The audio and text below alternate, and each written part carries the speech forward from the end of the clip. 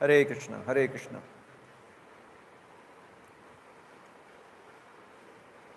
जय राधा माधव कुंज बिहारी।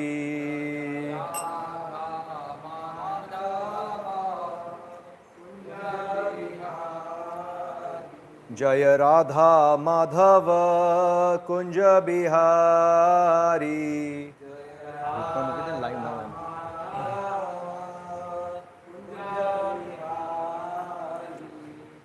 गोपी जन वल्लभ गिरधारी।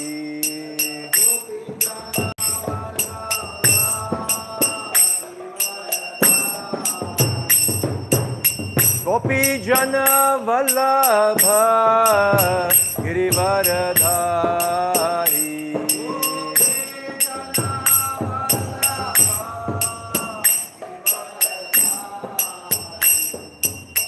यशोदानंदन व्रज जनरंजन।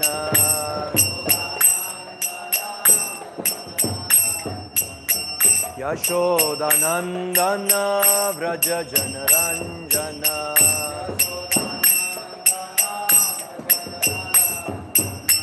यमुना तीरा वनचारी।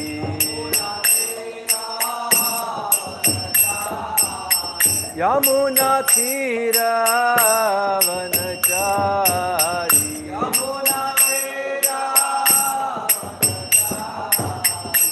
जय राधा माधव कुंज बिहारी।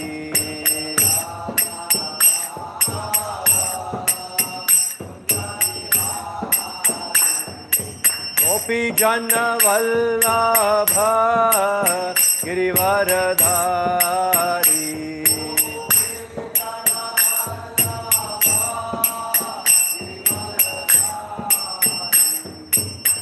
यशोदानंदन व्रज जनरंजन।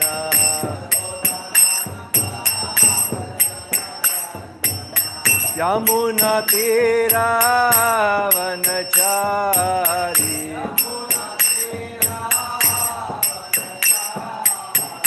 जय राधा माधव कुंज बिहारी।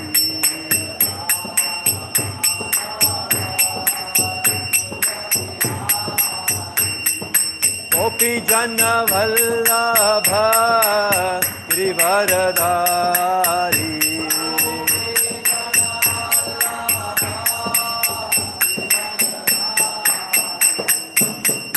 यशोदानंदन व्रज जनरंजन।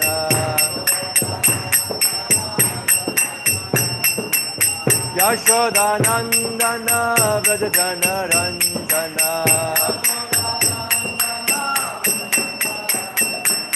यमुना तीरा वनचारी। यमुना तीरा वनचारी। जय राधा माधव कुंज बिहारी।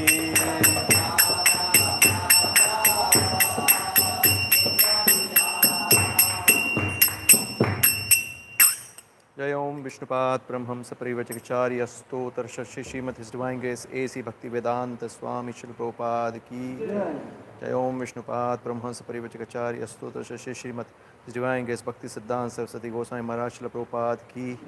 अनंत कोटि वैष्णव वृंद की। नामाचार्य श्री हरिदास ठाकुर की। निताई गौर प्रेमानंदे हरि हरि।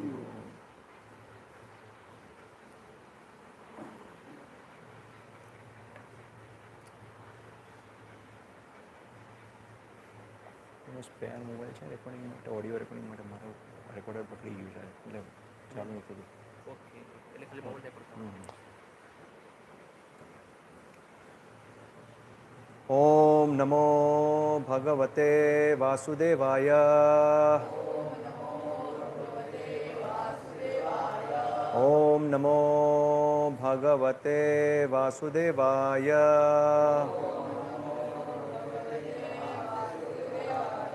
ओम नमो भगवते वासुदेवाय।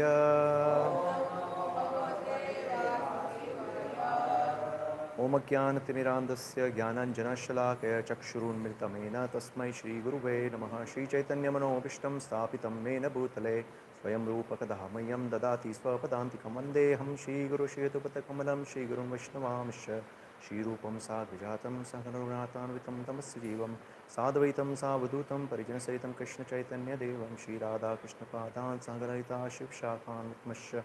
हे कृष्ण करुणा सिंधु दीनबंधु जगतपते गोपेश गोपिका कांत राधा कांत नमस्तुते। तप्त कांचन गौरांगी राधे वृंदावनेश्वरी वृषभानुसुते देवी प्रणमामि हरिप्रिये। वाञ्छाकल्पतरुभ्यश्च कृपा सिन्धुभ्येव च पतितनां पावनेभ्यो वैष्णवेभ्यो नमो नमः। नमो विष्णुपादाय कृष्णपृष्ठाय भूतले श्रीमद्भक्तिवेदान्त स्वामिनिति नामिने। नमस्ते सारस्वती देवे गौरवाणी प्रचारिणे निर्विशेष शून्यवादी आशतदेशतारिणे। श्रीकृष्ण चैतन्य प्रभु नित्यानंद श्री अद्वैत गदाधर श्रीवासादि गौरभक्तवृंद। हरे कृष्णा कृष्णा कृष्णा हरे हरे हरे राम राम राम हरे हरे।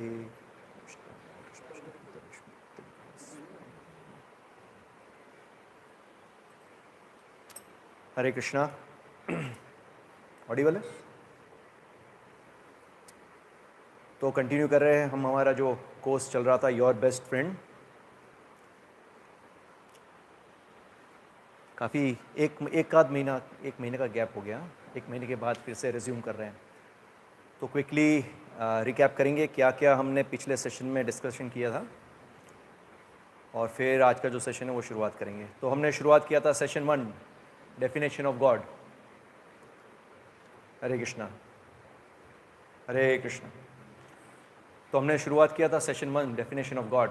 हाँ, भगवान की परिभाषा से हमने देखा था भगवान की क्या परिभाषा है, हमें भक्ति क्यों करनी चाहिए, ये सब चीज़ें हमने देखी थी। फिर हमने देखा कि ये आधुनिक युग के अंदर शास्त्र कैसे प्रामाणिक है, क्यों शास्त्रों को मानना चाहिए, क्या शास्त्रों को मानने में कोई अंधविश्वास है कि शास्त्रों को मानना प्रामाणिक है। ज्ञान के अलग अलग स्तर देखे थे हमने, किस प्रकार से ज्ञान को प्राप्त किया जा सकता है, कौन से 3 प्रकार से ज्ञान को अर्जित किया जा सकता है, 3 माध्यम से ज्ञान को कैसे प्राप्त किया जा सकता है। प्रत्यक्ष प्रमाण, शब्द प्रमाण, अनुमान प्रमाण, राइट। उसमें हमने देखा था कि प्रत्यक्ष प्रमाण और अनुमान प्रमाण में क्या क्या खामियां हैं और शब्द प्रमाण कैसे प्रामाणिक है और कैसे परफेक्ट है, वो हमने देखा था। फिर हमने देखा था गुरु की क्या योग्यता है, शिष्य की क्या योग्यता है, वो सब देखा था। उसके आगे हम बढ़े थे। फिर हमने देखा था कि अगर भगवान एक है तो इतने सारे धर्म क्यों, अलग अलग श्रद्धा के लेवल क्यों हैं, ये सब हमने देखा था डिटेल में। फिर हमने देखा था कि भगवान की जो अलग अलग परिभाषा है, जैसे हमने स्टार्टिंग में देखी थी भगवान की एक परिभाषा कि भगवान सुप्रीम एंजॉयर है, सुप्रीम कंट्रोलर है, ये सब हमने देखा था। उसके अलावा हमने देखा कि शास्त्र में भगवान की और एक परिभाषा दी गई है कि सदैश्वर्यपूर्ण है भगवान। तो हमने फिर देखा कि कृष्ण ही कैसे सदैश्वर्यपूर्ण है, 6 प्रकार के ऐश्वर्य से पूर्ण है। और फिर हमने देखा कि भगवान कृष्ण ही सर्वोपरि है। तो किस प्रकार से सर्वोपरि है, तो शास्त्र का भी मत है। तो अलग अलग शास्त्रों में से जैसे वेदास है, उपनिषद है, पुराण है, ये सब चीज़ों में से हमने अलग अलग कोटेशन देखे थे, कोट्स देखे थे, जिससे ये प्रमाणित होता है कि भगवान श्री कृष्ण ही सर्वोपरि है, सर्वपुरुषोत्तम भगवान श्री कृष्ण ही है। उसके बाद के सेशन में हमने देखा था कि एकले ईश्वर कृष्ण आर सबभृत्य, और देखा नित्यो नित्यानाम चेतनस चेतनाम एको बहुनाम योधा विदधाति कामान। एक शाश्वत है और अनेक शाश्वत है जीवात्मा, और कैसे ये जो एक शाश्वत परमात्मा या भगवान जो है वो कैसे अनेक अनेक आत्माओं का पालन पोषण करते हैं। और हमने ये भी देखा था कि किस प्रकार से भेद करना चाहिए। जैसे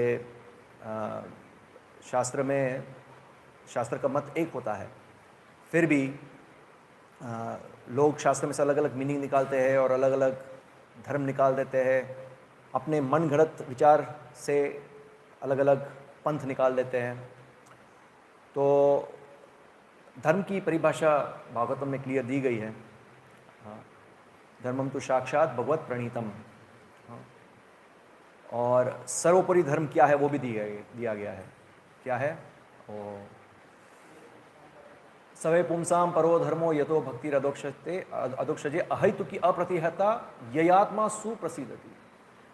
भगवान अधोक्षजे की भक्ति करना वही धर्म, परम धर्म है।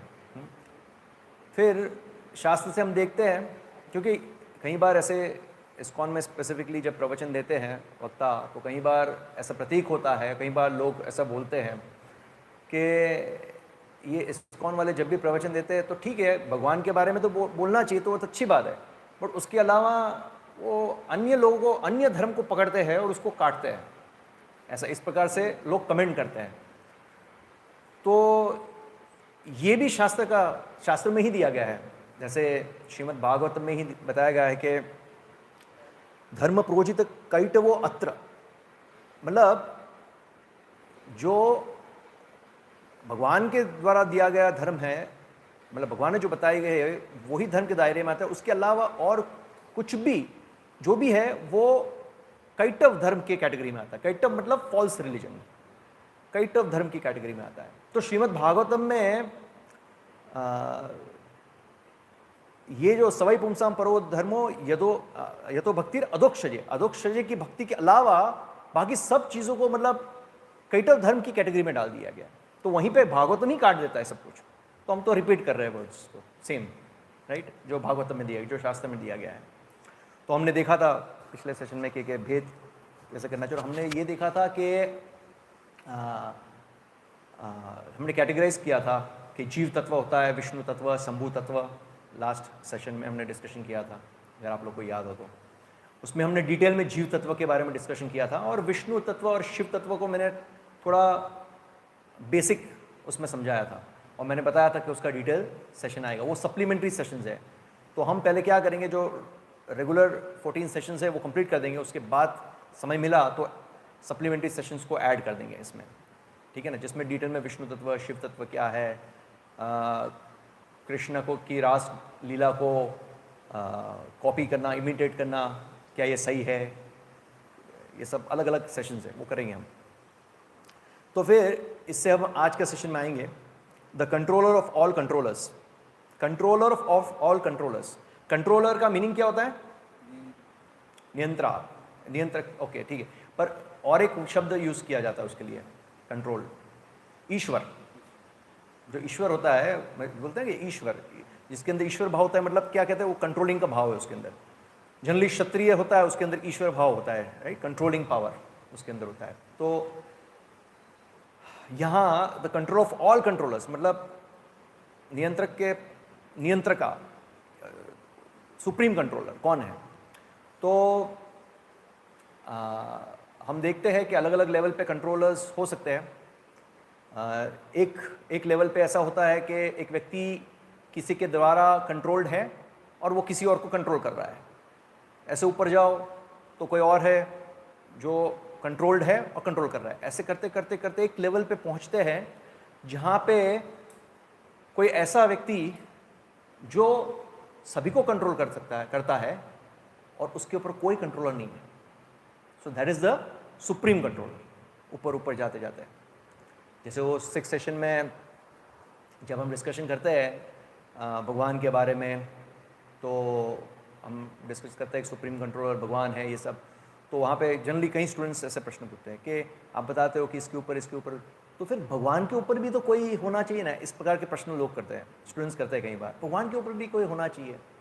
पर वहाँ फुल स्टॉप आता है, क्योंकि अगर भगवान के ऊपर कोई कंट्रोलर है तो दैट मीन्स वो सुप्रीम कंट्रोलर हुआ। जिसको हम भगवान बोल रहे हैं वो तो सुप्रीम कंट्रोलर नहीं हुआ फिर, क्योंकि सुप्रीम कंट्रोलर की डेफिनेशन ये है कि वही सबको कंट्रोल कर रहा है और उसके ऊपर कोई नहीं है जो उसको कंट्रोल कर रहा है। He is the supreme controller, right. शास्त्र में भी दिया गया कंट्रोलर किसे कहते हैं। चैतन्य चरितामृत में बताया है, एकल ईश्वर कृष्ण आर सब भृत्य। सुप्रीम मास्टर कंट्रोलर जो है वो कृष्ण है और बाकी सब उनके सेवक हैं जो कंट्रोल्ड है। ब्रह्म संहिता में बताया गया है, क्या बताया है? ईश्वर परम कृष्ण सच्चिदानंद विग्रह अनादिरादिर गोविंद सर्व कारण कारणम। ईश्वर परम कृष्ण, परम ईश्वर कृष्ण है, राइट। तो क्लियर है कि शास्त्र के हिसाब से। तो आज के जो सेशन है, क्योंकि अभी तक हम लोग ने सारे सेशंस में बहुत सारी फिलॉसफी देखी है, आज के सेशन में थोड़ा बहुत फिलॉसफी होगा, ज़्यादा नहीं होगा। ज़्यादातर हम देखेंगे शास्त्र में बहुत सारी अनेक लीलाएं दी गई हैं। ये प्रमाणित करने के लिए, हमको ये अंडरस्टैंडिंग देने के लिए लीला के माध्यम से, पास टाइम्स के माध्यम से, कि कैसे कृष्णा ही सुप्रीम कंट्रोलर है। He is the controller of all controllers. बहुत अनेक कंट्रोलर्स है, पर सभी कंट्रोलर्स के कंट्रोलर है कृष्णा। तो अलग अलग पास टाइम्स शास्त्र में दी गए हैं। तो एक एक करके हम सारे चीज़ें देखेंगे आज। तो सबसे पहले हम शुरुआत करेंगे देवी देवता, क्योंकि जनरली क्या होता है, हम देखते हैं समाज के अंदर कि लोग देवी देवता की पूजाएं करते हैं, फिर उनसे कुछ वरदान प्राप्त करने के लिए, भौतिक इच्छा की पूर्ति करने के लिए, और जो वेदास में बताए गए कर्मकांडी विधि विधान है उसके अनुसार अगर कोई उसको फॉलो करके अपनी इच्छा की पूर्ति के लिए प्रयास करता है, तो हम देखते कई बार उसको रिजल्ट मिलता है। और फिर लोग यही सोचते हैं कि क्योंकि ये देवता या देवी ने मेरी इच्छा की पूर्ति की है तो ये सुप्रीम कंट्रोलर है और मेरे लिए तो यही ईश्वर है, राइट। तो हम देखते हैं कि जो देवी देवता भी है वो भी भगवान श्री कृष्ण से ही मदद लेते हैं, या उनके पास जो शक्तियाँ आती है, पावर आता है, वो भी भगवान श्री कृष्ण से ही आता है। वो जब वो खुद लाचार होते हैं या वो खुद हेल्पलेस होते हैं, तो ऐसी कंडीशन में वो भगवान श्री कृष्ण की मदद के लिए ही जाते हैं। अगर वो सुप्रीम कंट्रोलर होते तो क्यों वो भगवान श्री कृष्ण की शरणागति लेते हैं। जैसे श्रीमद् भागवतम के 10वें स्कंद के अंदर ऐसे इंसिडेंट आता है, ये पृथ्वीलोक पे जब हाहाकार मच चुका था, अत्याचार बहुत बढ़ गया था, और पृथ्वी पे भार जब बढ़ जाता है तो पृथ्वी माता क्या करती है, वो गाय का रूप लेती है। गाय का रूप लेके वो ब्रह्मा जी के पास जाती है मदद के लिए। फिर ब्रह्मा जी, पृथ्वी माता जो गाय का रूप है, वो और अन्य देवताओं के साथ मिलके कहाँ जाते हैं? सिर सागर के पास। ये सिर सागर कहाँ पे है, पता है किसी को? सिर सागर ध्रुवलोक। ध्रुवलोक कहाँ है? ध्रुवलोक, ध्रुव तारा, ऐसा सुना है ना आप लोगों ने? पोल स्टार सुना है कि नहीं? ध्रुव स्टार ऐसा सुना है ना? ध्रुवलोक, ध्रुव महाराज जहां निवास करते हैं, ध्रुवलोक। ये कहां पे आया? कहां पे आया, किसी को पता है? भौतिक जगत में आया, आध्यात्मिक जगत में आया, कहां आता है ध्रुवलोक? कौन बताएगा?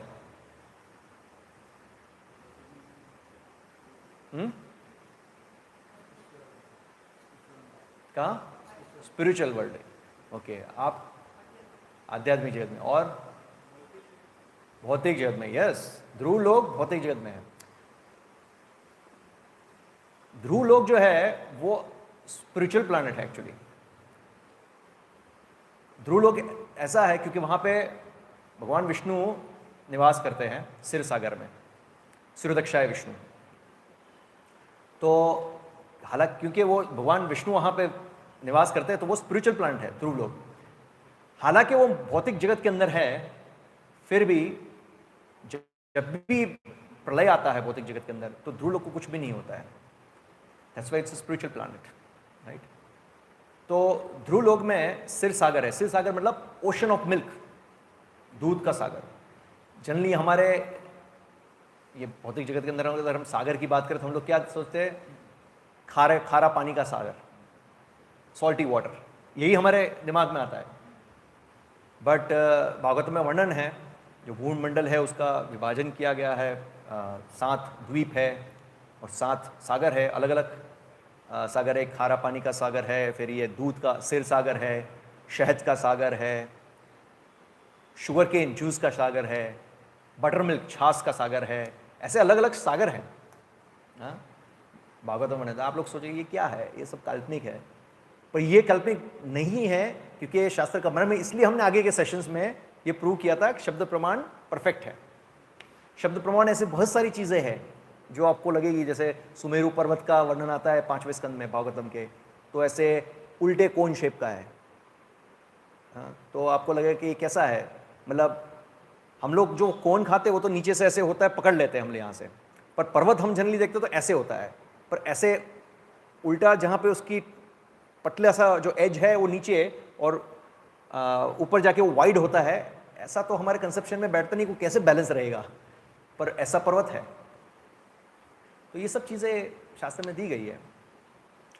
तो ये क्षीर सागर जो है वहाँ क्षीरोदक्षाय विष्णु निवास करते हैं वहाँ पे। और जब ब्रह्मा देवी देवता और गाय, जो जिसने बछड़ों गाय का सॉरी धरती माता जिसने गाय का रूप लिया था, उसके साथ जब आते हैं तो प्रार्थना करते हैं कि पृथ्वी लोक पे भार बढ़ गया है, कृपा कीजिए, आप मदद कीजिए। अब क्षीरोदक्षाय विष्णु जो है, एक्चुअली आगे के सेशन में मैंने बताया था कि कृष्ण के अलग अलग विस्तार होते हैं। कृष्ण का सबसे पहले विस्तार होता है बलराम, फिर बलराम जी से चतुर्व्यूह नारायण, फिर उससे दूसरा चतुर्व्यूह नारायण, फिर उसमें से संकर्षण में से महाविष्णु, महाविष्णु से गर्भोदक्षाय विष्णु, गर्भोदक्षाय विष्णु से क्षीरोदक्षाय विष्णु, और ये क्षीरोदक्षाय विष्णु क्षीर सागर में निवास करते हैं। तो आप सोचिए कृष्ण की पोजीशन कहाँ है। तो ये लोग मदद मांगने क्षीरोदक्षाय विष्णु के पास जाते हैं। तो जब वो प्रार्थना करते हैं तो फिर ब्रह्मा जी क्या करते हैं, एक स्थान पे बैठ के ध्यान करते हैं, और फिर क्षीरोदक्षाय विष्णु डायरेक्ट उनकी आवाज़ आती है और वो सिर्फ ब्रह्मा को सुनाई देती है और किसी को नहीं सुनाई देती है, ब्रह्मा जी को सुनाई देती है। और वो आवाज़ में बोलते हैं कि बहुत ही जल्द परम पुरुषोत्तम भगवान Shri Krishna, supreme personality of God Shri Krishna अवतरित होंगे। तो क्लियर बता रहे हैं। और जैसे हमने पिछले सेशन में किया, डिस्कशन किया था, अगर आपको याद हो तो, कि विष्णु और कृष्ण, तो जो 10 अवतार की बात आती है तो लोगों को कंफ्यूजन होता है कि कृष्ण भी एक अवतार है, और हमने डिस्कशन किया था कृष्ण अवतार नहीं है, कृष्ण अवतारी है। और हमने डिस्कशन किया था कि हालांकि एक विधि है कि जब भी जैसे राम, नरसिंह, वराह ये सब अवतार आते हैं तो क्षीरोदक्षाय विष्णु के थ्रू आते हैं। तो कृष्ण एक अवतारी है, वो क्षीरोदक्षाय के माध्यम से आते हैं। जैसे मैंने उदाहरण दिया था, आपको याद हो तो, हाँ, एक जब मेन ओनर होता है बहुत सारी कंपनी का, वो कभी विजिट करता है अपनी स्विट्ज़रलैंड की कोई कंपनी में, तो उसका जो मैनेजर है उसके माध्यम से वो कंपनी देखने आता है। तो लोगों को तो पता नहीं कि ये ओनर है, और लोग क्या सोचते हैं कि होगा कोई आदमी, उसको तो ये लगता है मैनेजर ऑल इन ऑल है। और मैंने और एक एग्जांपल दिया था कि क्योंकि वो क्षीरोदक्षाय विष्णु के माध्यम से आते हैं तो इसका मतलब ये नहीं है कि क्षीरोदक्षाय विष्णु सोर्स हुए कृष्ण के। क्यों? क्योंकि वो भागवत में से मैंने एक उदाहरण दिया था, आपको याद हो, जब भगवान वराह अवतरित होते हैं तो वो कैसे आते हैं, ब्रह्मा जी के नासिका से प्रकट होते हैं। तो कोई ऐसे बोल सकता है कि ब्रह्मा जी सोर्स हुए वराह भगवान के, तो ऐसा तो नहीं है, राइट। तो क्लियर क्षीरोदक्षाय विष्णु बोलते हैं कि परम पुरुषोत्तम भगवान श्री कृष्ण बहुत ही जल्द पृथ्वी पे अवतरित होंगे, राइट। और फिर सभी ब्रह्मा जी मैसेज देवताओं को देते हैं, और साथ में मैसेज देते हैं कि क्योंकि ये समय पे वो आने वाले, इसलिए सारे अन्य देवी देवता अलग अलग रूपों में धरती पे जन्म लीजिए, प्रकट हुए, क्योंकि मदद करने के लिए भगवान को। तो इस प्रकार से फिर भगवान अवतरित होते हैं देवकी के गर्भ में, फिर वहाँ पे अपना चतुर्भुज नारायण स्वरूप में आते हैं, अन्य देवी देवता आते हैं, उनकी प्रार्थना करते हैं, शिव जी, ब्रह्मा जी, सभी लोग स्तुतियाँ करते हैं भगवान की। ये सब डिटेल में वर्णन है भागवतम में, कैसे जब भगवान प्रकट होते हैं कंस के कारागार में, तो किस प्रकार से अनेक देवी देवता आके उनकी स्तुतियाँ करते हैं। तो इससे क्लियर है कि देवी देवता कृष्ण के ऊपर निर्भर है। कृष्ण के रामायण में वर्णन आता है, जब रावण ने पृथ्वी लोक पे हाहाकार मचा दिया तो सेम चीज, पृथ्वी माता ब्रह्मा जी के पास जाती है और ब्रह्मा जी फिर से क्षीर सागर में जाते हैं और क्षीर सागर में से शिरोदक्षाय विष्णु बोलते हैं कि भगवान राम बहुत ही जल्द पृथ्वी लोक पे अवतरित होंगे। तो ये क्लियर है, इससे हम पता चलता है कि किस प्रकार से देवी देवता भी भगवान श्री कृष्ण के ऊपर आश्रित है और कृष्ण ही कंट्रोलर है। भगवद गीता के 10वें अध्याय के दूसरे श्लोक में भगवान बताते हैं, नमे विदु सुरगणः प्रभवम न महर्षयः अहम आदि ही देवानाम महर्षिनाम च सर्वसः। तो भगवान क्या बता रहे हैं कि ये देवी देवता है और महान महान ऋषियाँ है, वो भी मेरे प्राकट्य और ऐश्वर्य को समझ नहीं पाते हैं, और ये सभी लोग का स्रोत या सोर्स मैं ही हूँ, भगवान क्लियर कर बताते हैं। तो क्योंकि भगवान कृष्ण ही यही देवी देवता और महान ऋषियों के स्रोत है, तो इनके लिए भगवान कृष्ण को समझना बहुत कठिन है। ये जो देवी देवता है, उनको अगर भगवान के बारे में कुछ जानना है, भगवान की पोजीशन के बारे में जानना है, तो उनको जानना बहुत ही कठिन है। कुछ मात्रता में भगवान की कृपा से जान सकते हैं, पर संपूर्ण तरह से भगवान को जानना उनके लिए बहुत ही कठिन है। और दूसरी बात यह है कि भगवान की पोजीशन तो छोड़ो, बट ये जो देवी देवता है वो खुद अपनी पोजीशन से भ्रमित हो जाते हैं। क्यों और कैसे? तो ये जो देवी देवताएं होते हैं, उन लोग का सबसे पहले नंबर 1, उनके पास ऐश्वर्य बहुत होता है। आप ऊपर के लोगों में जाओगे तो ऐश्वर्य ज़्यादा है। हम अभी पृथ्वी लोक पे, ऊपर के लोग हैं ना, उसमें ऐश्वर्य ज़्यादा है। तो उनके पास ऐश्वर्य ज़्यादा होता है, पावर ज़्यादा होता है हमारे कंपैरिजन में। हम लोग क्या कर सकते हैं? कुछ नहीं। वहाँ देखिए आप, वो आसमान में उड़ सकते हैं, लुप्त हो सकते हैं, बहुत सारी चीज़ें कर सकते हैं, सारी सिद्धियाँ होती है, पावर ज़्यादा होता है। और तीसरा, उनका जो लाइफ ड्यूरेशन है वो हमसे ज़्यादा है। हमारा भी कलयुग के अंदर तो 100 साल तो बहुत है। अभी धीरे धीरे तो 80, 60, एक्चुअली ऐसे बोलते हैं कि 60+ इन कलयुगा इस बोनस। 60 के ऊपर अगर आपको मिला तो बोनस है आपके लिए। 60 तक आदमी जी लिया तो बोलते हैं अरे वाह, 60 तक जी लिया। फिर मैं बहुत सारे वृद्ध लोगों से मिलता हूँ, तो उनका 60 से ऊपर होते हैं ना, तो ऐसे डिस्कशन होते हैं, अभी तो हमारा बोनस चल रहा है। मतलब उन्होंने एग्री कर दिया है कि 60 तक आदमी जिए तो बहुत है, ऐसा कलयुग के अंदर। तो ऐसा बताया जाता है कि देवी देवता के वहाँ का एक दिन, मतलब यहाँ पृथ्वी लोक के 6 महीना के बराबर है टाइम रिलेटिविटी। और उनका ऐसे इस प्रकार से आयुष्य देखो, आप कंपैरिजन करो पृथ्वी लोक के आयुष्य से, तो बहुत ही लंबा आयुष्य है। तो हालांकि उनका आयुष्य लंबा है, उनके पास पावर ज़्यादा है, ऐश्वर्य ज़्यादा है, पोजीशन है, हमसे ज़्यादा ऊंची पोजीशन पे है वो, तो ये सब चीज़ें होने से उनके अंदर अहंकार आ जाता है। कई बार हम देखते हैं, बहुत सारे इंसिडेंट आगे हम डिस्कस करेंगे एक एक करके। तो इसलिए वो खुद अपनी पोजीशन से भ्रमित हो जाते हैं। भगवान श्री कृष्ण की पोजीशन तो नहीं समझ पाते हैं, पर वो खुद अपनी पोजीशन से भी भ्रमित हो जाते हैं। और भागवतम में वर्णन आता है कि जिस प्रकार से एक उदाहरण देते हैं, जैसे कृष्ण सूर्य समान है, तो सूर्य की रोशनी, प्रकाश है, वो कितनी पावरफुल होती है। और अगर कुछ कांच के टुकड़े नीचे पड़े हैं और उसके ऊपर वो सूर्य की प्रकाश गिरता है, उससे रिफ्लेक्ट होकर जो लाइट आती है बाहर, और उससे कोई भ्रमित हो जाता है कि देखो इसमें कितनी रोशनी है, कितना प्रकाश है, कितनी चमक है। तो इसी प्रकार से देवी देवता के पावर को देख के अगर हम भ्रमित हो जाते हैं कि नहीं ये कितना हुआ है, तो अल्टीमेटली तो कृष्ण का पावर से ही आ रहा है सब कुछ। तो कृष्ण सूर्य समान है, और इन लोग का पावर कैसा है, ये जो ब्रोकन ग्लासेस है, छोटे छोटे पीसेस है मिरर के, उसके ऊपर रिफ्लेक्ट होकर जो लाइट आती है, उसके बराबर तुलना की गई है। तो अभी हम शास्त्र से देखेंगे, भागवत में से देखेंगे, अलग अलग लीला है भगवान की, उसमें बहुत सारे मैसेज भी आएंगे। तो सबसे पहले आती है ब्रह्म विमोहन लीला।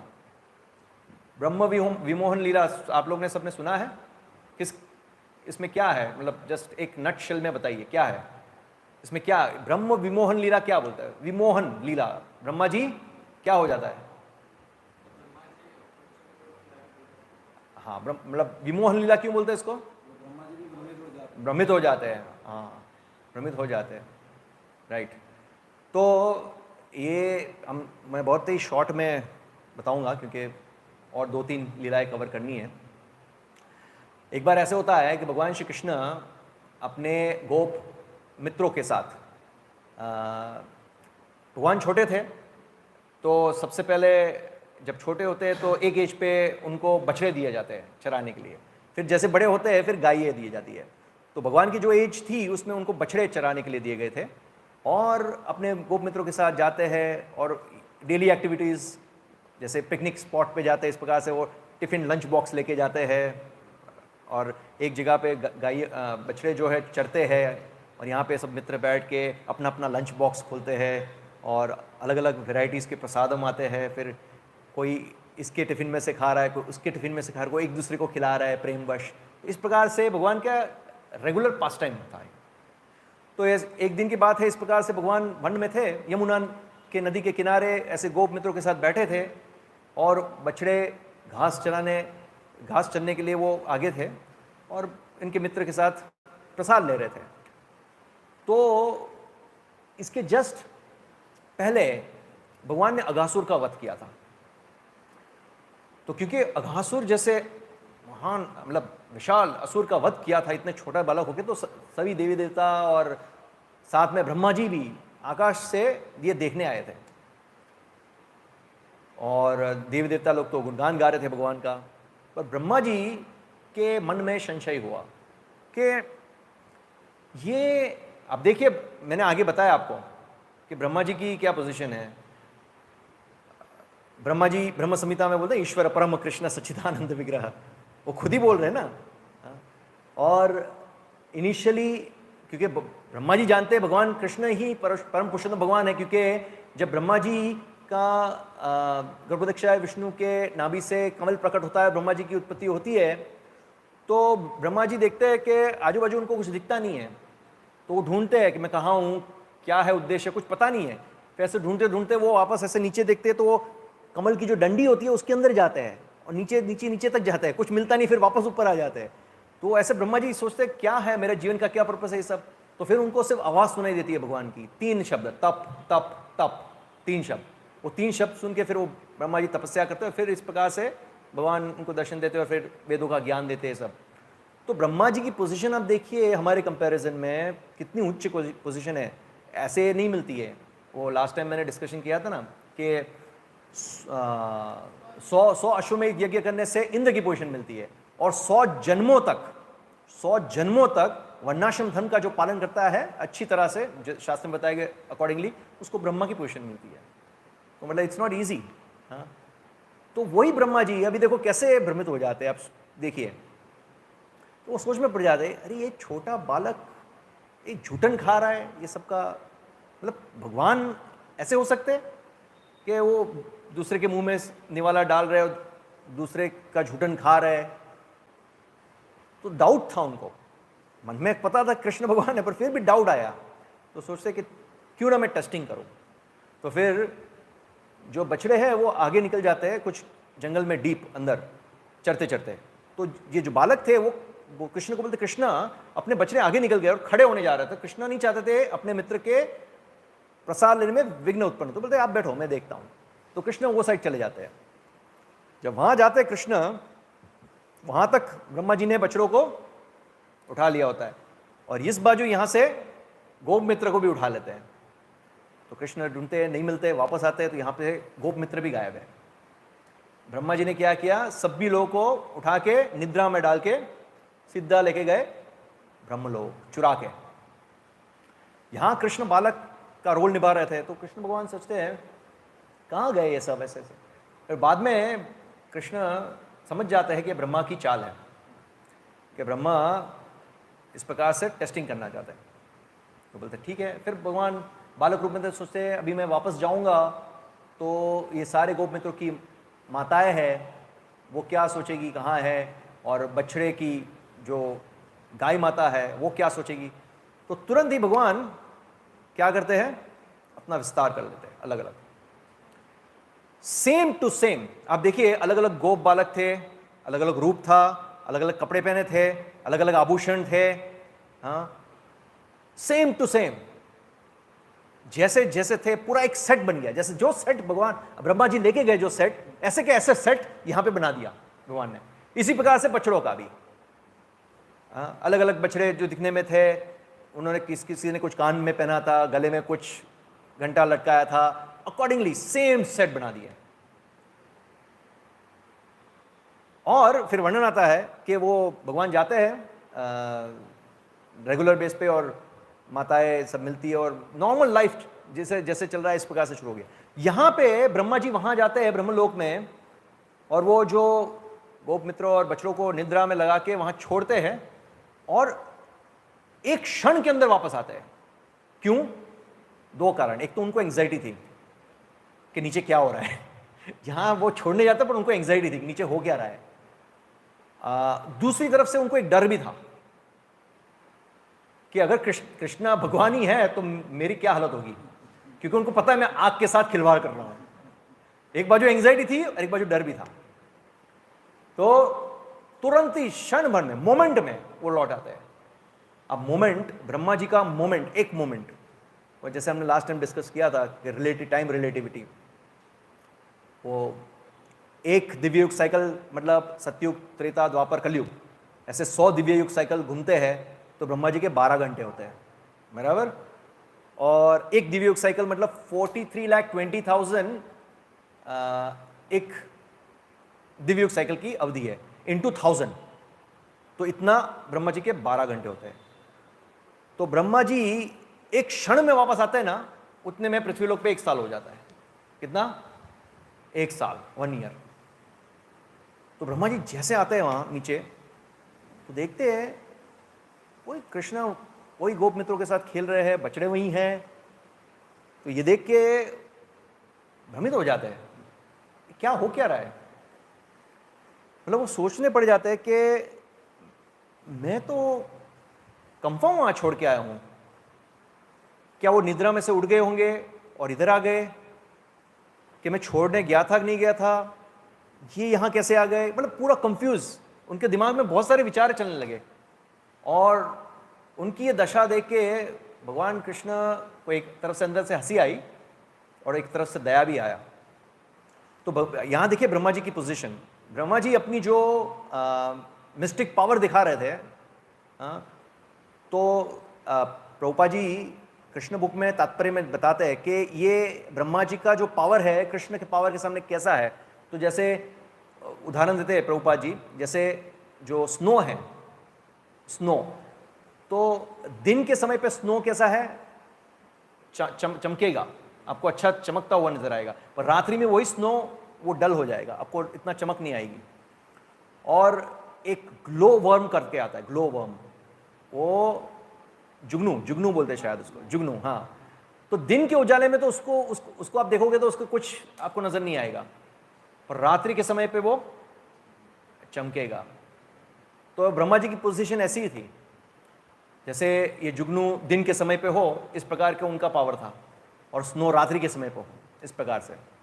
तो जैसे ब्रह्मा जी भ्रमित हो गए ये क्या हो रहा है, तुरंत ही ऑन द स्पॉट भगवान श्री कृष्ण ने क्या किया, अपने जो जितने बछड़े थे और जितने गोपमित्र थे उन सब में से चतुर्भुज विष्णु स्वरूप दिखाया, जिसमें सुंदर सा स्वरूप है। हर एक बालक में से, हर एक बछड़े में से, सब में से एक एक ऐसे विष्णु स्वरूप दिखाया ब्रह्मा जी को। सुंदर सा सोने का मुकुट पहना है, चतुर्भुज नारायण स्वरूप है, वैजयंती माला है, श्रीवत्स का निशानी है, फिश आकार के कुंडल पहने हुए भगवान ने, ऐसे बहुत पीताम्बर वस्त्र है, ये सब सुंदर स्वरूप दिखाया। फिर से भ्रमित हो जाए ब्रह्मा जी, ऐसे ऐसे आंखें करने लगती, क्या है, मतलब पहले तो मैं वहां चोरी करके गया था, अभी यहां दिखा रहे थे बछड़े हैं, बालक है, और अभी उनमें से विष्णु तत्व आ रहे हैं, ये हो क्या रहा है। फिर से भ्रमित हो गए। और ये सब देख के कृष्ण को दया आ गई, तो उन्होंने जो योग माया, क्योंकि भगवान अपनी योग माया के प्रभाव से सब करते हैं, योग माया का जो पर्दा है उसको हटा देते हैं, तो यहाँ पे आप देख रहे हैं ना, ये जैसे अलग अलग कृष्ण बैठे हैं और देखो आजू बाजू में उनके वो मित्र है, और हर एक मित्र में से एक एक ऐसे चतुर्भुज नारायण स्वरूप दिखाते हैं भगवान। तो ये ऐसे एक साथ देखा ब्रह्मा जी ने। इसके साथ साथ ऐसे शास्त्रों में वर्णन आता है कि शिव जी और बहुत सारे अलग अलग जीव जंतु सब दिख रहे थे उनको। फिर भगवान क्या करते हैं, उनको दया आती है तो ऑन द स्पॉट क्या करते हैं, फिर से वापस खींच लेते हैं विष्णु तत्व को, और धीरे धीरे धीरे वो खींचने के बाद नॉर्मल वो जितने गोप मित्र थे उनको, बछड़े को, सबको गायब कर देते हैं। और फिर देखते हैं ब्रह्मा जी, अभी उनको ऐसा नजर आ रहा है कि 1 साल पहले जब वो छोड़ के गए थे कृष्ण को, और कृष्ण ढूंढ रहे हैं गोप मित्र को, बछड़ों को, इसी पोजीशन में अभी कृष्ण ढूंढ रहे हैं।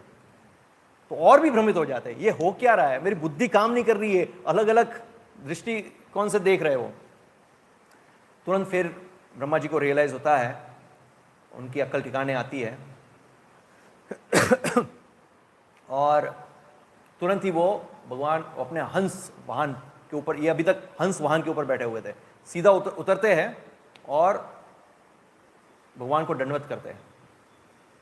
अभी देखिए भगवान की शक्ति, ये 1 साल के अंदर, 1 साल के समय तक न गोप मित्रों के माताओं को, न बछड़ों की गाय माता को, किसी को पता ही नहीं चला।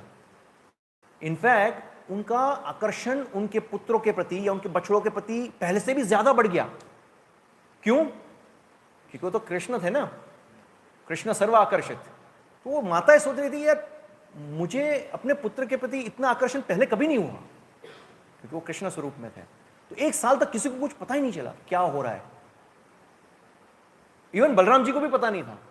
वो तो बलराम जी ने एक दिन ऐसा देखा, एनालिसिस किया कि क्या हो रहा है, मतलब ये बछड़े इतने अपनी माता को देख के भाग रहे और माताएं भी भाग रही है, इस प्रकार से ये गोप बालक है वो अपनी माता के प्रति भाग रहे, और ये हो क्या रहा है। फिर बलराम जी को पता चला कि ये तो कृष्ण के ही विस्तार है। बाकी बलराम जी को भी पता नहीं था तब तक के लिए कि क्या हो रहा है ये। और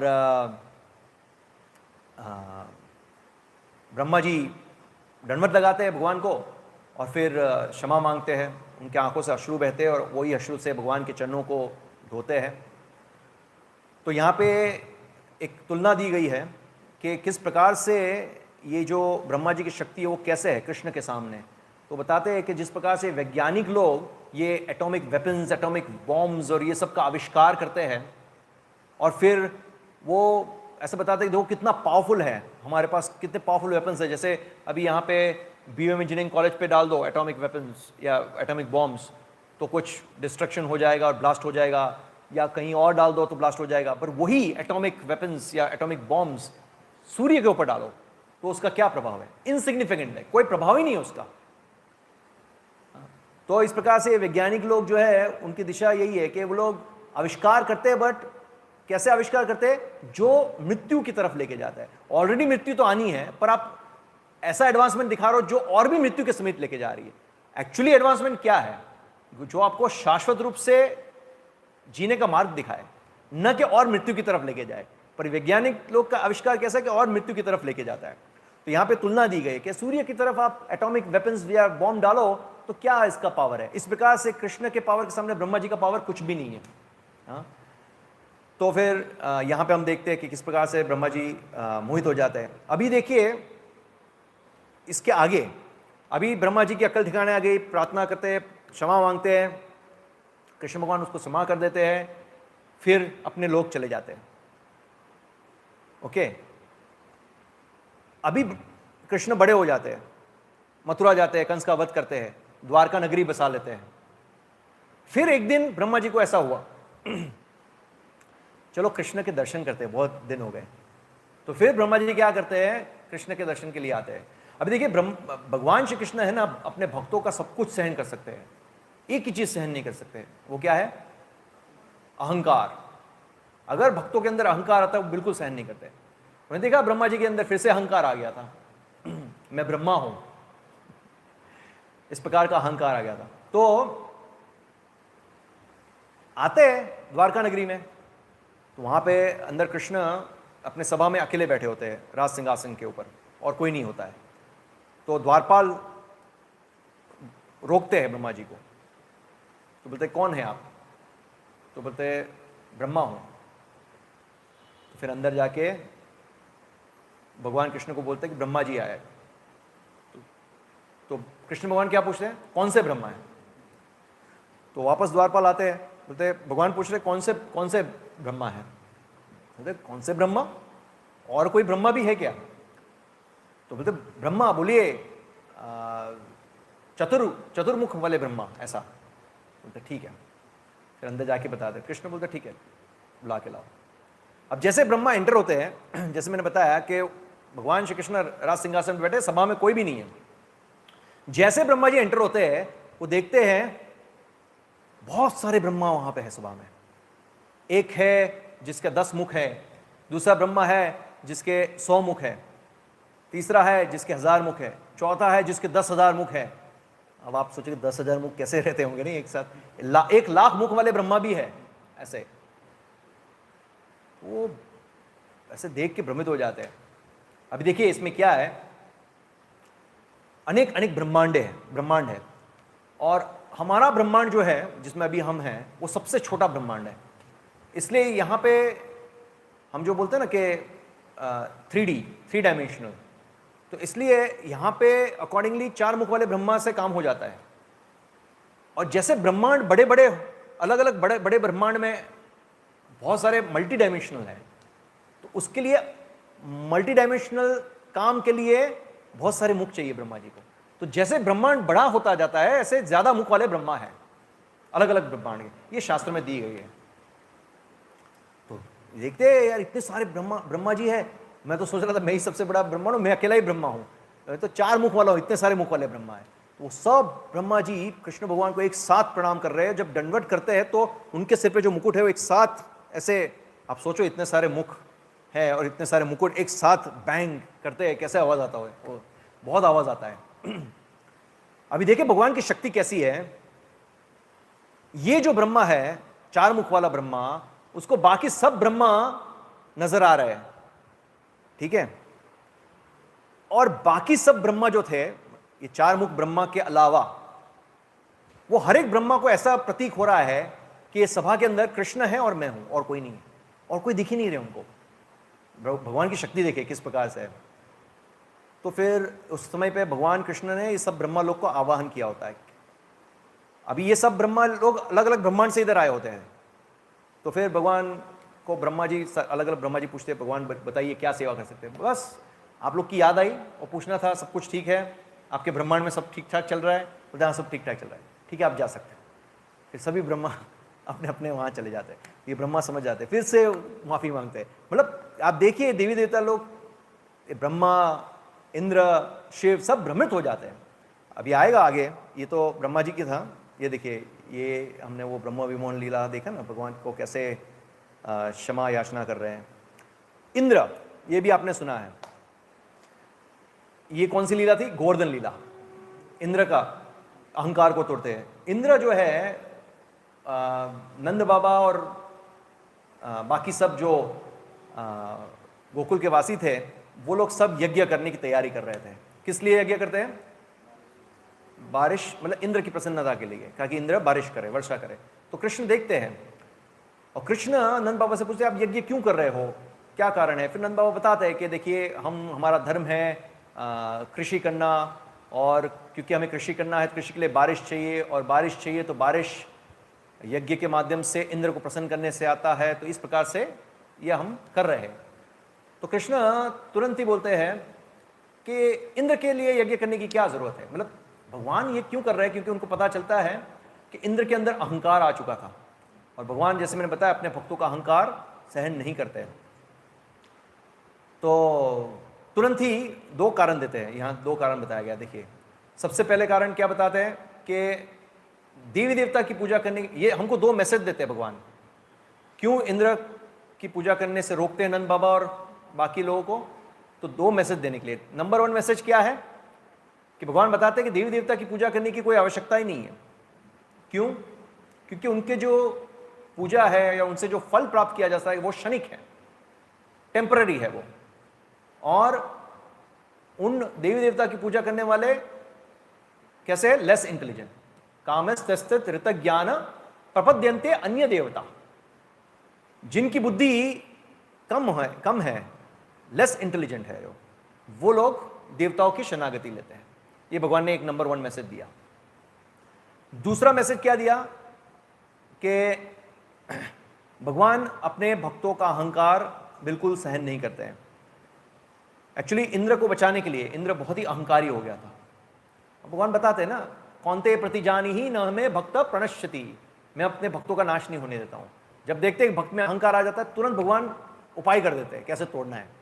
तो ये 2 कारण सर वो इंद्र का यज्ञ रुकवाते हैं। तो फिर नंद बाबा लोग कृष्ण से, सभी लोग बहुत ही कृष्ण से मोहित थे, तो बोलते आप बताओ क्या करना चाहिए। तो बोलते एक काम करो, बहुत अच्छी तरह से सब भोग की आइटम्स बनाओ, घी में सब चीज़ें बनाओ, ये सब आइटम्स बनाओ मिल्क की, और गोवर्धन को अर्पण करो, क्योंकि गोवर्धन हमारा पालन पोषण करते हैं, गोवर्धन को अर्पण करो। तो इस प्रकार से सभी लोगों को लगा देते हैं गोवर्धन की पूजा के लिए। और जब इंद्र को पता चलता है तो इंद्र बहुत ही क्रोधित हो जाता है कि ये छोटा सा बालक, वो अपने आप को समझता क्या है, मेरा यज्ञ रुकवा दिया। और ये सभी गांव से उनकी बातों में आ गए। और उसी समय वो संवर्तक जो बादल है उसका आह्वान करता है। संवर्तक बादल है वो कब आता है पता है? जब प्रलय आती ना तब उसका रोल आता है, क्योंकि वो भयंकर वर्षा करते हैं, भयंकर। कल रात को आपको पता नहीं थंडरिंग हो रहा था, मुझे रात को नींद खुल गई। तो कल रात को मैं पढ़ रहा था इंद्र के बारे में, तो रात को मेरी नींद खुल गई, तो मैं संवर्तक बादल के बारे में पढ़ा, तो मैं बोला यही इतना डरावना है, संवर्तक का कितना भयंकर होगा। तो प्रलय आती तब इतना भयंकर थंडरिंग और इतना भयंकर भीषण बारिश, और सिर्फ बारिश नहीं, बारिश के साथ इतना भयंकर हवा, और उसके साथ साथ आइस या स्नोफॉल होता है, ठंड, एकदम ठंड लगती है, आपको ऐसा लगता है बर्फ गिर रही है, इतना ठंड, उतना भीषण बारिश। तो इंद्र ने बुलाया और बोला कि पूरे गोकुल के ऊपर आप कर दो वर्षा, और इतनी भयंकर करो कि ये सब गांव वालों को पता चले, दंडित करो उनको वृंदावन के ऊपर। तो सभी वृंदावनवासी तो डर गए, क्योंकि सभी जगह बारिश होने लगी, और तो वो भागने लगे इधर उधर। और सभी लोग एकमात्र, वृंदावनवासियों का स्वभाव है, उनका एकमात्र आश्रय है गोविंद, कृष्ण। सीधा कृष्ण के पास आते हैं, आप हमारे आश्रय हो, आप हमारी रक्षा कीजिए। कृष्ण समझ जाते हैं कि ये इंद्र दुष्टता कर रहा है, तुरंत ही गोवर्धन को उठा लेते अपने लेफ्ट हैंड की छोटी उंगली के नाखून के टिप के ऊपर। ये भगवान है, छोटे उंगली के नाखून के टिप के ऊपर। अब लेफ्ट हैंड जनरली लोगों का वीक होता है, लेफ्ट हैंड से हम क्या काम कर सकते हैं? ज़्यादातर लोग राइट हैंड से काम करते हैं। कुछ लोग हैं जिनका लेफ्ट हैंड पावरफुल होता है, राइट, वो लेफ्टीज होता है इसलिए, पर जनरली लेफ्ट हैंड वीक होता है। उसमें भी छोटी उंगली और उसके ऊपर भी टिप ऑफ नेल, भगवान के लिए ईजी है। तो भगवान उठा लेते हैं, सभी गांव सभी जो वृंदावनवासी वो सब आ जाते हैं नीचे। 7 दिन 7 रात तक ये चलता है, भीषण बारिश चलते रहते। इवन इंद्र आ जाता है, अपना वज्र प्रहार करते हैं, सब कुछ करते हैं, कुछ नहीं हो सकता है।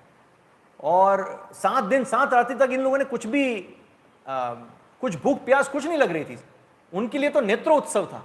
क्यों नेत्रोत्सव? इसलिए था कि भगवान ने ऐसे गोवर्धन को धारण किया था, और सभी ब्रजवासी जो है वो भगवान के ऐसे दर्शन कर रहे थे सुंदर स्वरूप, क्योंकि भगवान एक बाजू गोवर्धन को धारण किए हुए थे, एक बाजू बांसुरी बजा रहे थे।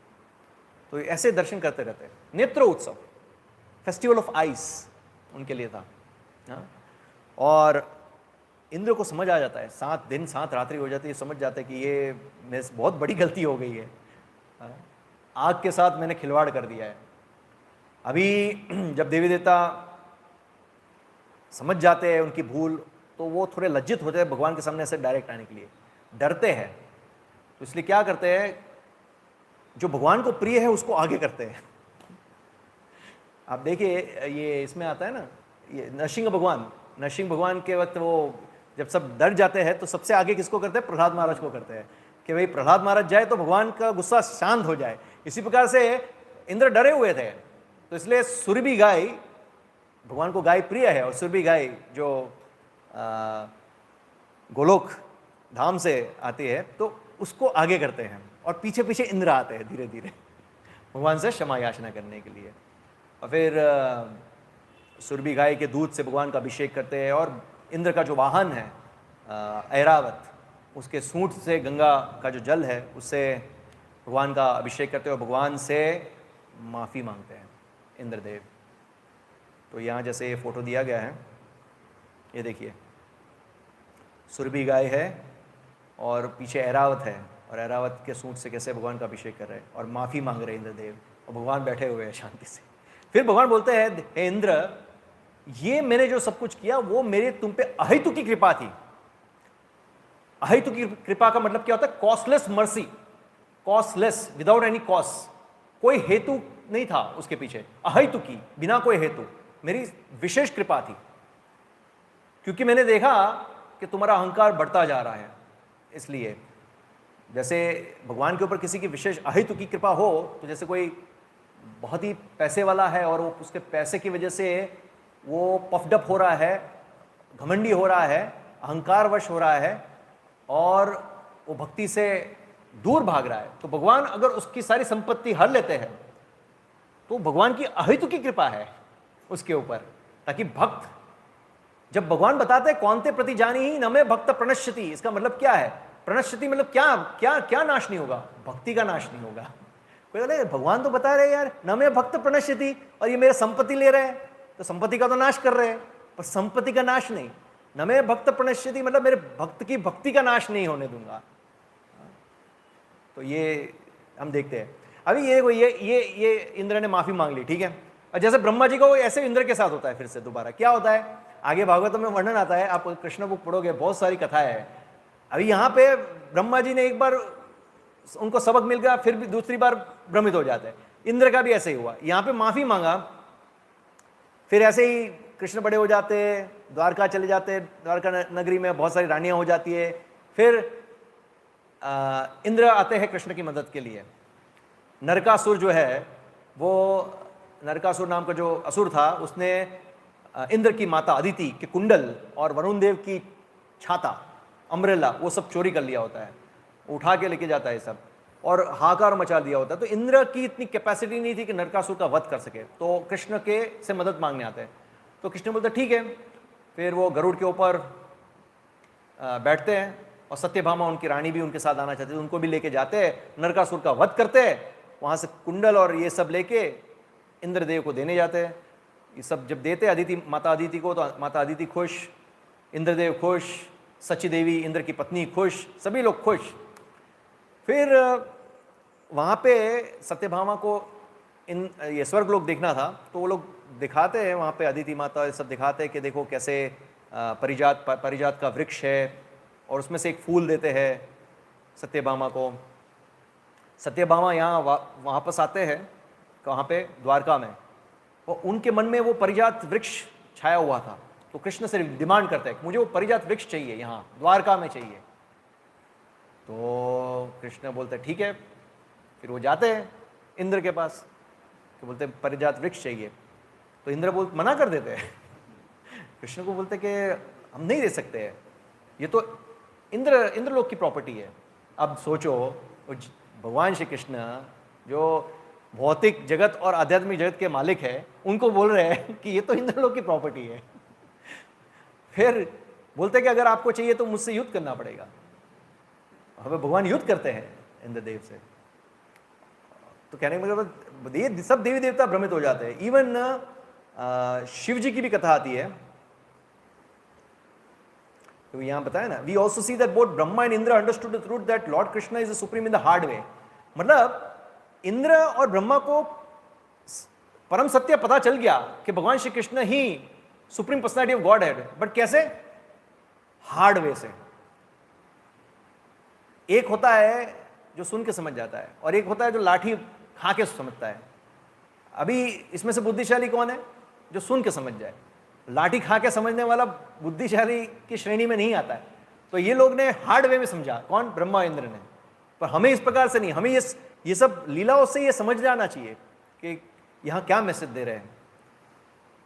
So if we are to understand that same truth the easy way without having to go through total bewilderment, the only way is by submissive hearing about supreme controllership of Krishna from pure devotee. ये शिव की आते छोटी कथा है 5 minute में। विक्रासुर नाम का असुर था। ये देखिए मैं एक एक लेके जा रहा हूँ, ब्रह्मा जी का बताया, इंद्र का बताया, अभी शिव का बता रहा हूँ कि सारे जितने देवी देवता है वो सभी कैसे भगवान के अधीन हैं, कंट्रोल में हैं, और सभी भगवान की शरणागति लेते हैं, भगवान की मदद लेते हैं। तो यहाँ विक्रासुर की कथा आती है। विक्रासुर का नाम का जो असुर था वो शिव जी की तपस्या कर रहा था। तपस्या कर रहा था क्यों? कि शिव जी से वरदान प्राप्त करना चाहता था। और ये आसुरिक लोग का वरदान भी बहुत ही विचित्र होते हैं। उनको जो वरदान चाहिए होता है वो बहुत विचित्र रहता है, और उनकी जो तपस्या करने का तरीका भी बहुत तामसिक होता है। तो ये क्या कर रहा था? अग्नि के सामने बैठ के अपने मांस निकाल काट काट के अग्नि में आहुति दे रहा था। तो ऐसा 7 दिन चला, पर शिवजी आए नहीं। फिर नदी में जाके स्नान करता है। फिर उसने डिसाइड किया कि अभी मैं अपना सिर काट के ही आहुति दे दूंगा। तो जैसे वो सिर काटने वाला था, शिवजी प्रकट होते हैं। अब स्वाभाविक सी बात है, कोई आत्महत्या करने जा रहा है तो हम लोग तो बचाएंगे ना, कोई भी करुणा होगा तो वो बचाएगा, किसी को आत्महत्या नहीं करने देता। शिव जी तो आशुतोष है, तो ऐसे ही शिव जी आ जाते हैं। फिर बोलते हैं रहने दो, क्या चाहिए तुमको? तो वो वरदान मांगता है शिव जी से कि मैं जिसके ऊपर हाथ रखूँ, सिर के ऊपर हाथ रखूँ, वो भस्म हो जाए। इसलिए उसका एक नाम भस्मासुर भी है, विक्रासुर। तो शिव जी बोलते हैं, शिव जी बहुत भोले हैं, बोलते ठीक है तथास्तु। अब देखो ये आसुरिक लोग हैं, वो वरदान कैसे मांगते हैं? डिस्ट्रक्टिव, ऐसे इस प्रकार के वरदान मांगते हैं कि कैसे लोगों को नुकसान पहुंचाए, कंस्ट्रक्टिव नहीं। इसलिए वो उदाहरण देते हैं कि आजकल जो वैज्ञानिक है वो इंटेलिजेंस का मिसयूज करते हैं। जैसे वो मैंने वेपन्स का उदाहरण दिया, एटॉमिक न्यूक्लियर वेपन्स, ये सब का आविष्कार करके वो सोचते हैं कि हम बहुत बुद्धिशाली है। पर ये सब चीज़ों की क्या ज़रूरत है? आप ये सब चीज़ें को मिसयूज करके लोगों को मृत्यु की तरफ लेके जा रहे हो। तो this is the misuse of intelligence. Better है आप अपना इंटेलिजेंस का प्रॉपर यूज करो और लोगों को भगवान की भक्ति की ओर लेके जाओ। एक्चुअल रियल साइंटिस्ट वो है जो समझता है कि एक भगवान है, वो सुप्रीम कंट्रोलर है, प्रकृति है जो भगवान के निरीक्षण में, भगवान के आदेश के अनुसार कार्य कर रही है। ये जो समझता है वो सुप्रीम साइंटिस्ट है, सुपर साइंटिस्ट है। वो वही वैज्ञानिक कहलाने के लायक है, क्योंकि जो रियल वैज्ञानिक है वो यही दिशा में सोचेगा। तो विक्रासुर ने क्या किया? जैसे ही ये वरदान प्राप्त किया शिव जी से, तो उसके दिमाग में, उसकी आसुरिक प्रवृत्ति के कारण क्या दिमाग में आया कि शिव जी के पास पार्वती जी है, तो मुझे पार्वती जी का भोग करना है। तो अगर पार्वती जी का भोग करना है तो मुझे शिव जी को उड़ाना पड़ेगा। तो मुझे क्या करना पड़ेगा? शिव जी के सिर पे हाथ रखना पड़ेगा, तो शिव जी भस्म हो जाएंगे। तो वो शिव जी के पीछे भागते हैं। शिव जी समझ जाते हैं कि ये मेरे पीछे भी आया, तो शिव जी भी भागने लगते हैं। और शिव जी आगे आगे आगे भागते हैं और ये पीछे पीछे भागता है। अल्टीमेटली शिव जी विष्णु को प्रार्थना करते हैं कि रक्षा कीजिए। तुरंत ही विष्णु एक ब्रह्मचारी के स्वरूप में, ब्रह्मचारी बालक के स्वरूप में वहां आ जाते हैं भक्तों की रक्षा के लिए। और फिर तुरंत ही वहाँ पे शिवजी ऐसे जाते हैं और फिर वहाँ जब विक्रासुर आते हैं तो तुरंत ही उसको रोकते हैं। तो इतने आकर्षित थे ब्रह्मचारी स्वरूप में कि इवन शिवजी आकर्षित हो गए और विक्रासुर भी आकर्षित हो गया, देखते रह गया कितना सुंदर बालक। तो विष्णु बोलते हैं, हे शकुनी पुत्र। ये शकुनी मतलब वो शकुनी नहीं, महाभारत वाला दुर्योधन के मामा नहीं, ये जो विक्रासुर उसके पिता का नाम शकुनी था। हे शकुनी पुत्र, तुम कहाँ जा रहे हो? इस तरह से कहाँ भाग रहे हो? अब देखो भगवान ऐसे शब्दों का प्रयोग करते हैं, शकुनी पुत्र, मतलब उसको ऐसा लगता है ये मेरे पिता को जानता है, तो एक प्रकार का फीलिंग्स आएगा शरणागति का। तो बोलते कि इस प्रकार से शिवजी से मुझे वरदान मिला और मैं शिवजी के ऊपर प्रयोग करने का प्रयास कर रहा हूँ, पर वो भाग रहे। तो बोलते तुम शिवजी के ऊपर विश्वास कर रहे हो? अरे उसने तो अपने ससुर दक्ष को मरवा दिया, उसका सिर कटवा दिया, और उसको तो श्राप है कि भूत प्रेत के साथ वो रहेगा, शमशान में रहेगा। तुम ऐसे व्यक्ति का विश्वास कर रहे हो? उसका कोई वरदान नहीं होता है, वो झूठ मूठ का होता है। तुम्हें विश्वास नहीं है? अपने सिर पे रख के देखो। तुरंत ही आसुरिक प्रवृत्ति का होने से सिर पे रखता है और उसका टुकड़े हो जाते हैं वृकासुर के, और शिव जी की सुरक्षा हो जाती है। इसी प्रकार से भागवत में कथा आती है कि शिव का एक भक्त था बानासुर, और बानासुर के 1000 हाथ थे, सहस्त्र भुजाएं थे। तो उसने शिव जी को प्रसन्न किया था। कैसे पता है? शिव जी तांडव कर रहे थे तो नृत्य में उसने अपने 1000 हाथों से अलग अलग म्यूजिकल इंस्ट्रूमेंट बजाए ताकि शिव जी के नृत्य में आनंद आए। और शिव जी प्रसन्न होते, बोलते मांगो वरदान। वरदान में क्या मांगता है कि मेरी नगरी की सुरक्षा कीजिए आप हमेशा, बानासुर। तो भागवत में कथा आती है कि, बहुत लंबी कथा है, मैं शॉर्ट में बताऊंगा। ये कृष्ण का पुत्र अनिरुद्ध, कृष्ण का पुत्र प्रद्युम्न का पुत्र अनिरुद्ध को जो बानासुर की पुत्री है उषा और उसकी जो सखी है चित्रलेखा, वो निद्र में ही उठा के वहाँ लेके जाती है।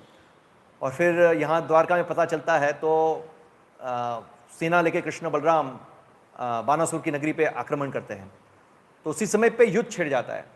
तो शिव जी, क्योंकि उन्होंने वरदान दिया था, उनको रक्षा करनी थी अभी, तो अभी सामने सामने फाइटिंग होती है कृष्ण और शिव जी के बीच में, और यहाँ पे बानासुर और सात्यकी के बीच में, ये बाजू कार्तिकेय और इस बाजू प्रद्युम्न के बीच में। इस प्रकार से युद्ध छिड़ जाता है। और वह प्रद्युम्न ने तो कार्तिकेय को भगा दिया वहाँ से, युद्ध में से, भागवत में आता है वर्णन उसका। और कृष्ण जो है ये इस प्रकार से यहाँ से शिव जी शिव ज्वारा अस्त्र छोड़ते हैं, यहाँ पे विष्णु ज्वारा छोड़ते हैं और वो अस्त्र विफल हो जाता है, शिव ज्वारा। फिर कृष्ण एक ऐसे बाण छोड़ते हैं जिससे शिव जी को निद्रा आ जाती है, शिव जी सो जाते हैं। और इस प्रकार से मतलब बानासुर को हरा देते हैं। और बानासुर की सुदर्शन चक्र से कृष्ण भगवान सारी भुजाएं काट रहे होते हैं, और शिव जी आते हैं कृष्ण के पास कि मैंने अपने भक्त को वचन दिया है, तो मेरा भक्त का जो वचन दिया वो विफल ना हो जाए।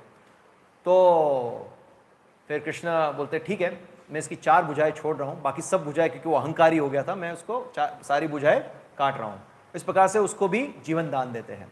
तो यहाँ ये सब इंसिडेंट्स मैं क्यों बता रहा हूँ कि अब देखिए कि सभी में इंसिडेंट से हमें पता चलता है कि सभी लोग कृष्ण के ऊपर आश्रित है। Krishna is the supreme controller. Even वो महाभारत के युद्ध में आता है ना, जब अर्जुन वचन लेता है कि जयद्रथ का वध करेगा, सूर्यास्त होने से पहले उसका सिर काट देगा, नहीं तो वो अग्नि समाधि ले लेगा।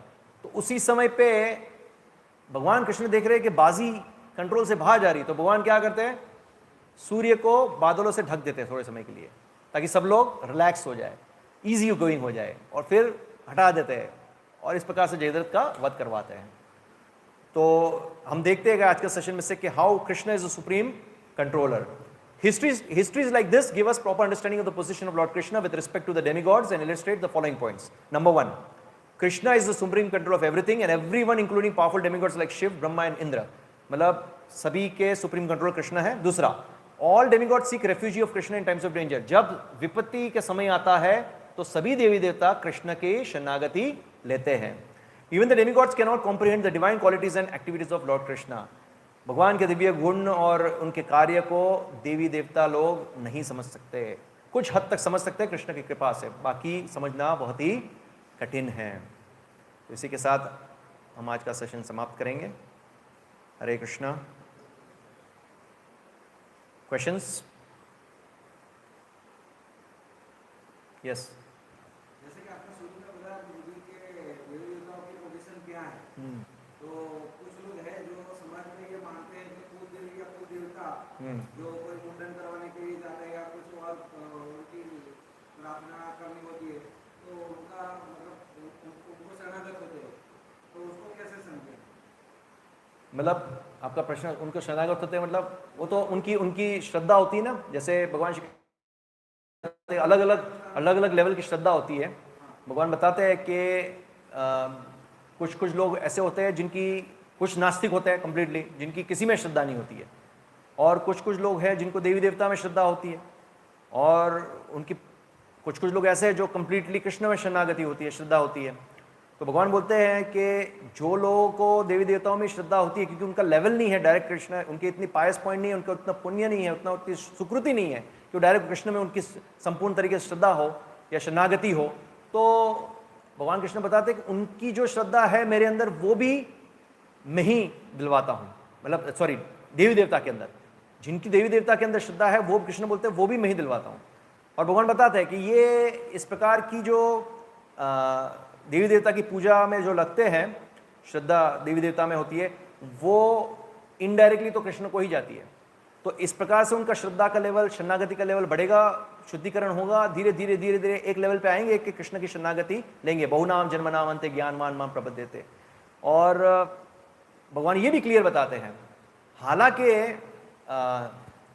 ये इन लोगों के अंदर श्रद्धा मैं ही दिलवाता हूं देवी देवता की शरणागति ले, बट भगवान बोलते हैं कि ये अविधि पूर्वकम है, ये सही प्रोसेस नहीं है, इनडायरेक्ट प्रोसेस है, डायरेक्ट प्रोसेस नहीं है।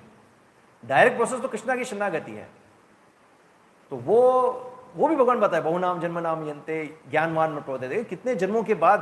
तो इसलिए अगर हम सब अभी जो यहाँ बैठे हैं, अगर हम कृष्ण के बारे में सुन रहे हैं, कृष्ण के भक्ति में लगे हैं, मतलब हम बहुत ही भाग्यशाली है। कितने जन्मों के बाद हमारा भाग्य खुलता है तो हम ऐसे कृष्ण की शरणागति में आते हैं, तो हम बहुत भाग्यशाली है। तो वो जो लोग हैं, एटलीस्ट जो नास्तिक है, उनसे तो अच्छे लेवल के हैं कि देवी देवता की शरणागति तो ले रहे हैं। आपका जो पिछले सेशन का एक प्रश्न है, वो भी अभी आगे के सेशन में आएगा, वो भी पार्क्ड है, मुझे याद है, नेक्स्ट सेशन में आएगा। पर ये आपका जो प्रश्न है उसमें यही है कि अलग अलग लेवल की श्रद्धा होती है, तो नास्तिक के कंपैरिजन में तो ये अच्छा है। तो उसके हिसाब से तो उनका आकर्षण उनकी तरफ ज्यादा नहीं पड़ेगा, किन की तरफ देवी देवताओं की तरफ ना, मतलब एक क्षण एक स्तर पे आप ऐसा लगता है आपको कि ये देवी देवता की शरणागति ले रहे हैं, उनके इस तरफ आगे बढ़ रहा है, पर वो नास्तिक के कंपैरिजन में अच्छे नहीं है, क्योंकि उनके अंदर एक लेवल की तो श्रद्धा है, नास्तिक में तो बिल्कुल श्रद्धा नहीं है। तो चलो ठीक है, कृष्ण में श्रद्धा नहीं है तो एटलीस्ट देवी देवता में श्रद्धा रख के, एटलीस्ट जो वेदों में कर्मकांड की विधि विधान बताया देवी देवता की पूजा इस प्रकार से, वो एक लेवल की शरणागति तो कर रहा है। और देवी देवता की पूजा करने से जो इनडायरेक्ट कृष्ण को अर्पण हो रहा है, उससे उनका शुद्धिकरण तो हो रहा है ना। तो शुद्धिकरण होते होते एक लेवल पे तो वो कृष्ण पे के पास जाएंगे ना। तो ये दृष्टिकोण से हमें लगता है, पर सभी लोग डायरेक्ट कृष्ण के पास तो नहीं जा पाएंगे ना, क्योंकि वो स्वीकृति भी चाहिए और वो शरणागति चाहिए, वो श्रद्धा भी चाहिए।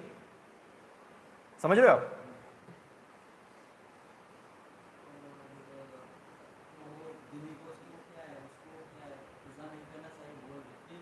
क्या डेमीगॉड? हाँ, डेमीगॉड। और भगवान कृष्ण को बता रहे हो युद्ध की पहले, और वो पार्वती युद्ध के पहले बोले यार पशुपति मिलने के लिए वो शिव को तपस्या करो, आज उनको आदेश दिया, तो ऐसे बता रहे हैं। तो वैसे तो देखो,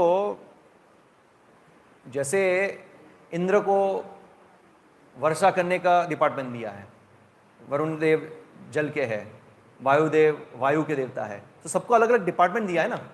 तो भगवान चाहे तो वो सब कुछ अपने आप कर सकते हैं ना, और अलग अलग देवी देवता का पोजीशन दिया है, अलग अलग एडमिनिस्ट्रेटिव डिपार्टमेंट्स है, और सबको डिपार्टमेंट में अलग अलग सेवा दी गई है, ये आपको करना है, ये आपको करना है। तो ये ऐसा है जैसे कंपनी का मालिक है, वो सब कुछ कर सकता है, बट उसके पास कोई आए और ये डिपार्टमेंट का काम है, तो वो क्या करेगा? वहाँ जाओ, वहाँ से तुम्हारा ये काम हो जाएगा, वहाँ जाओ, वहाँ से तुम्हारा ये काम हो जाएगा। तो इसी प्रकार से शिवजी है, तो शिवजी पाशुपत अस्त्र के उनको कंट्रोल दिया गया है, तो पाशुपत अस्त्र चाहिए तो शिवजी को प्रसन्न करना पड़ेगा। हालांकि कृष्ण दे सकते हैं, ऐसा नहीं दे सकते, कृष्ण सब कुछ दे सकते हैं, पर बता रहे हैं कि इस प्रकार से आप शिवजी के पास जाओगे, शिवजी के पास से आपको ये अस्त्र मिलेगा। तो इसका मतलब ये नहीं है कि वो प्रोत्साहन कर रहे हैं कि आप देवी देवता की पूजा करो। आप समझ रहे हो? जैसे अर्जुन को युद्ध शुरू होने से पहले बोलते हैं कि तुम दुर्गा देवी को आवाहन करो, उनको प्रार्थना करो युद्ध में विजय का आशीर्वाद प्राप्त करने के लिए। तो क्या कृष्ण आशीर्वाद देंगे तो क्या विजय की प्राप्ति नहीं होगी अर्जुन को? कृष्ण साथ में ही थे, पर उसके साथ एक और एक मैसेज दे रहे थे कि जैसे दुर्गा देवी प्रकट होती है और अर्जुन जब दुर्गा देवी को प्रार्थना करते तो दुर्गा देवी तुरंत ही क्या बताते हैं? मेरे स्वामी कृष्ण जब आपके साथ है तो विजय तो आपके साथ ही है। तो वो मैसेज भी भगवान देते हैं। तो बहुत सारी चीजें इंटरलिंक्ड है इसके साथ। और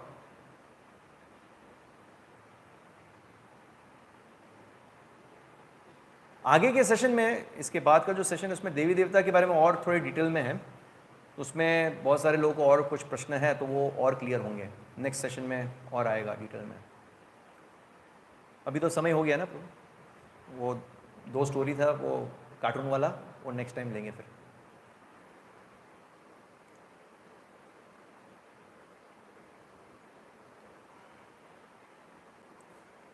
श्रीमद् भागवतम की जय, शिला प्रभुपाद की जय, निताई गौर प्रेमानंदे।